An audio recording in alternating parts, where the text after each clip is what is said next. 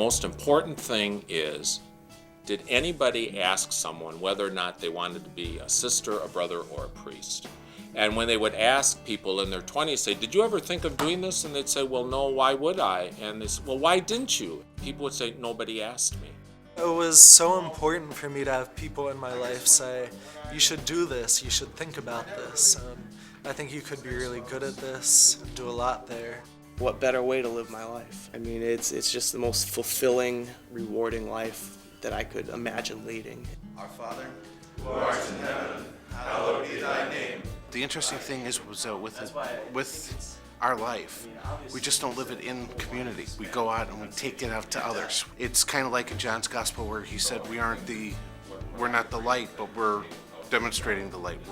We're testifying to the light. I'm always supported. There's always someone with us, and whether it's like really serious stuff or cooking breakfast, you're still surrounded by your brothers. I would describe a Capuchin friar as someone that's willing to walk with people, to walk with them in times of sorrow and in times of joy, and someone that's willing to be there. To be a brother to everybody, to be as inclusive as we can in our care.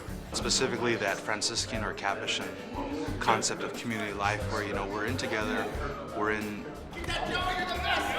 a relationship with our brothers, with the people we serve, with the people who work alongside us, like our partners, and our benefactors who also support our mission. And that's what we're supposed to do, is be brothers to those who are on the margins of our society. It doesn't even feel like you're doing ministry or like service work. It's like you're just here being with like people like you. You're putting yourself out there for them, but they're also teaching an awful lot to you. Their ability to allow themselves to decrease and let everybody else, including Christ, increase in their lives. You can do only so much as a person. You need the help of God to keep you going. So our process of Capuchin formation asks us to have a real solid discipline of contemplation and meditation that really energizes us to get out and be a brother to people and help them and work with them, especially the poor. Capuchins are people who repair relationships and build new ones. A Capuchin is somebody who breaks the walls of separation, somebody who engages in imbalances that occur in our world. It's been a really humbling experience just to be around these men and see, how they're able to put themselves last and put everybody else first. Whether it's the homeless, the drug addict, the sick, or even their own brothers. No matter like how big of a difference you make or how little a difference you make, just when the people appreciate it and they thank you for it, I guess it just gives you this feeling that you've made some kind of difference in their life.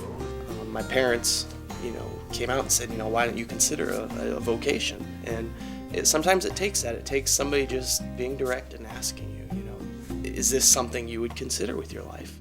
Thinking about a vocation, talking to people about it, and if you think someone else might be good in this life, talk to them about it and say, consider being a Capuchin, consider being a priest or a sister. I think it's important that the question is asked, and earlier the better.